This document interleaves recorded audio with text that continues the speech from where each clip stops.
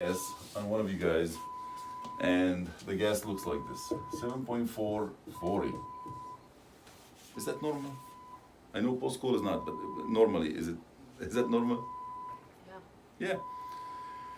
But if I take Mr. X, who is barrel-chested, 50-year smoker, he's been smoking since he was 20, he's 70 years old, and he's a bad COPD, and that's his gas. Is that normal? It's not. So what is going on with him?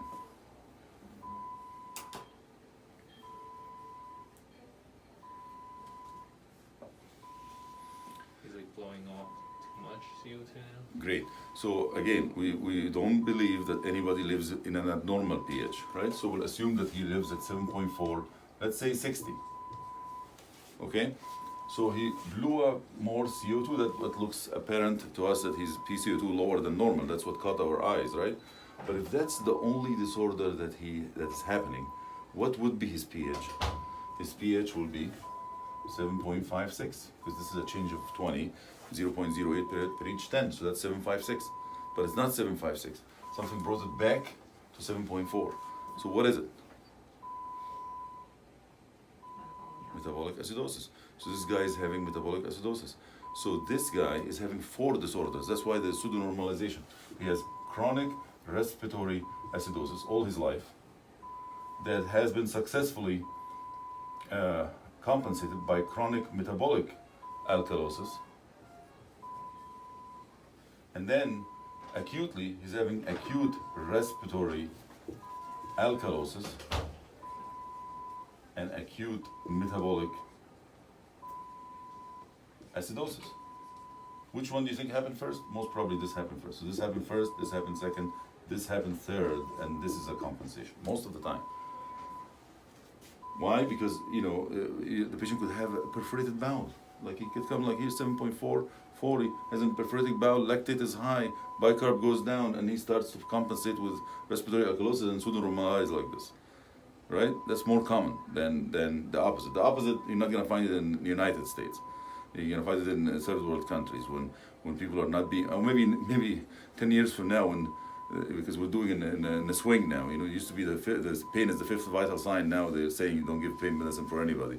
So if somebody's in severe pain for days, like he's crying in pain for days, he will have severe respiratory alkalosis, to the point that the kidney is going to say, how are we going to correct this alkalosis? We're going to lose the bicarb. So it loses bicarb and pseudonormalize. So it can happen both ways, but more commonly that the acute metabolic acidosis happens first and respiratory alkalosis compensated for it, right? But then you're going to tell me, come on, I'm not going to miss lactic acidosis. I mean, I know it's a cute thing to say, but we're not going to miss lactic acidosis. We're going to send the lactate, we're going to find the high lactate, for example, or we're going to find that the patient is having pain, or we do a CAT scan or something like this, and that will be easy to diagnose.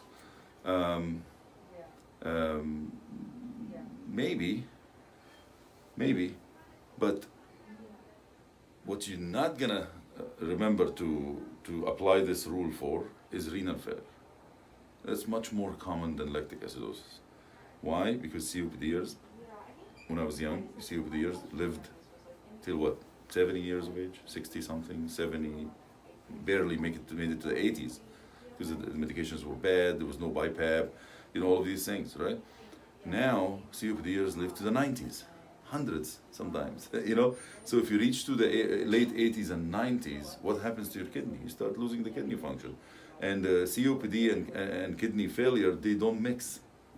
They don't like each other, right? Because the COPD is depending on the kidney to raise the bicarb. If you can't raise the bicarb, then it becomes a problem. So that patient in the ER can fool you so much, so I can give you the bicarb here just to imagine how easy to be fooled you are. 7.440, 24. Bicarb is 24, perfect. Like the book, right? But still this guy is in real trouble. So I'll give you an example. So I was in another hospital, and basically the patient comes in with COPD exacerbation. So, and he's wheezy. So we give him Solimedrol, put him on the BiPAP. He was easy to resolve. I mean, he was breathing high, and now he's comfortable. The next day, he's not wheezy, and we're talking, and he said, okay, I'm gonna get my trach. I agree now. I'm gonna have the trach. In COPD patients sometimes they do a trach towards the end of their life. Just to give him a couple more years, because it loses the dead space. So anyway, we're gonna get, he was offered the trach by his doctor, and he declined, and now he's gonna take the trach because he's been admitted a million times. And especially in the last few months, a million times he got admitted to the hospital with COPD exacerbation, and he's tired of that. So I look at his gas, and his gas looks similar to this. So I'm like scratching my head.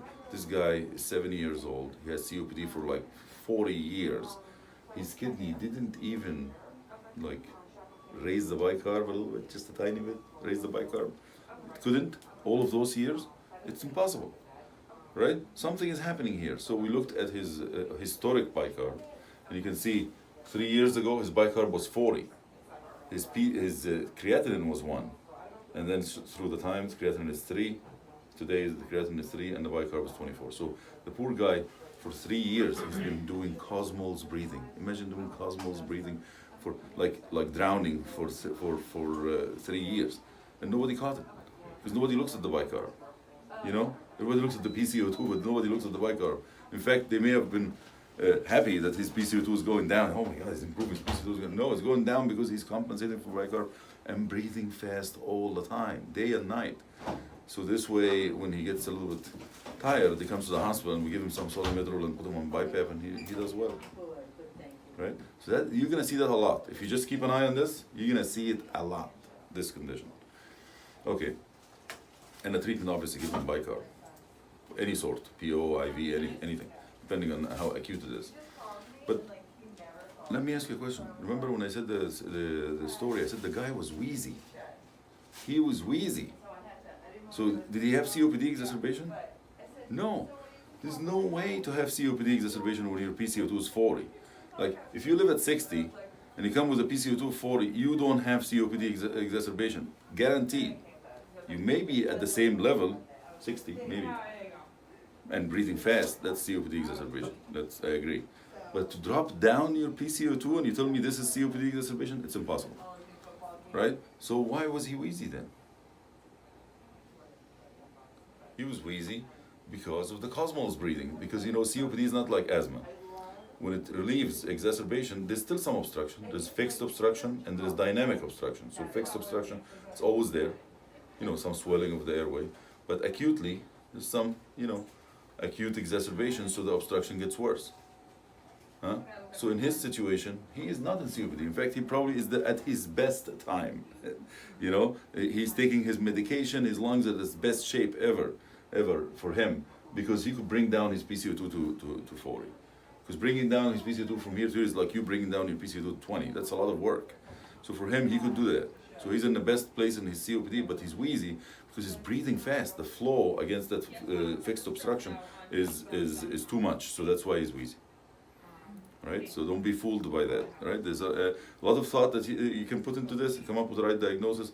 Obviously, you gotta be careful. So you don't be cavalier about things, but at the same time, don't be fooled by things like this too. Which brings me to the stupid study that came 25 years ago or 20 something years ago when I was a resident. Came from the ER. And I think that's what sparked the ERs in general to do CTPA on everybody. Everybody comes in with respiratory distress, they do CTPA.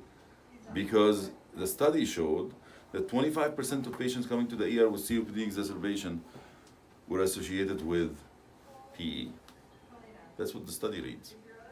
The conclusion is that 25% of patients who come to the ED from that study actually are associated with PE. So if you're an ER physician, 1/4, I'll be right 25% of the time. Just keep sending them.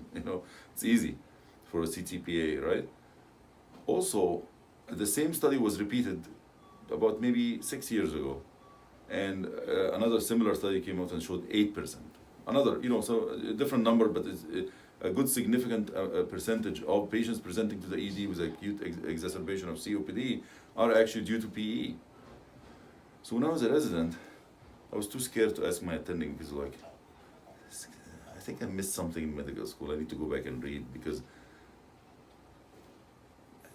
last time I checked, there's no connection between PE and COPD. Is there a connection between PE and COPD that I missed? There's no connection, right? They don't, pathophysiologically, they're two different diseases. Why does this have to be COPD exacerbation and PE at the same time? And I asked some of my colleagues and seniors and stuff like that, and they say, yeah, polycythemia, hyperviscosity, all of this bullshit. It's bullshit. What ended up happening if you actually, and then of course, when I grew up older, I looked into the study and found basically these two studies are database studies. So basically they're looking at database. So the ER attendant comes in, listen to the patient who looks like a COPD patient. He has a history of COPD. Listen, he's wheezy. His COPD exacerbation, writes in his note COPD exacerbation, put the BiPAP on him and give him solibedrol, right? Then down the line he thinks, yeah, maybe. Risk factors, blah, blah, blah, blah. Let's send him for a CTPA. Or somebody else thinks of sending him to the CTPA. And then he finds that he has PE. Does anybody goes back and write COPD exacerbation ruled out? Nobody does that. We leave it in the note. It's not bothering anybody. Right? And the coders have what? Like photographic memory, ICD-9, they write it, so billing, this, all of them together. So when you look at database, you look like, oh yeah, they're associated 25% of the time. They're not associated 25%. This is totally different when the patient comes in with PE. He has a background of COPD, but he's coming in today with a PE, not COPD, right? Which brings me to another thing that I added to my practice to improve my detection rate, if you will, for patients with COPD. So the Wells criteria and all of these things and risk factors and all of this. But in order for me to decipher which patient coming from the ED to actually do the CTPA on, not every tachycardia, this is really embarrassing. Every time I see tachycardia, some people, oh, he's tachycardic, let's do a PE. You know how many conditions can give you tachycardia in ICU or PE? It's ridiculous. Anybody with respiratory distress is tachycardic. So that means if you think this way, everybody's gonna get a CTPA. So one of the things I add to the database data that you have collecting is the PCO2. Or the pH. So if somebody comes in COPD exacerbation with a low pH, comes in like this 7.28 PCO2 of 60. BiPAP, solibedrol, no CTPA. These are slam dunk COPD exacerbation. Of course, I could be wrong. I mean, some of them. That's why we need to apply all of those factors together. If he has any risk factors, yeah, please do the CTPA. Don't look. This is just one segment, one facet of the way you're thinking about them. But somebody like this 7.480, coming in huffing and puffing, put them on BiPAP and solibedrol. That's the one that should get the CTPA. Why? Because this is his baseline. I know that this is his baseline. It's 7.4. So how is he in COPD exacerbation before the BiPAP? And add his baseline. It could be that he's just increasing his work of breathing, but I'm not going to take a chance because PE makes you breathe fast and makes normal people alkalotic. COPD patients cannot be alkalotic, so they are difficult for them to be alkalotic. So then we'll say, okay, that is a high possibility, we'll just add another number to the possibility of PE. Which brings me to the use of Diamox.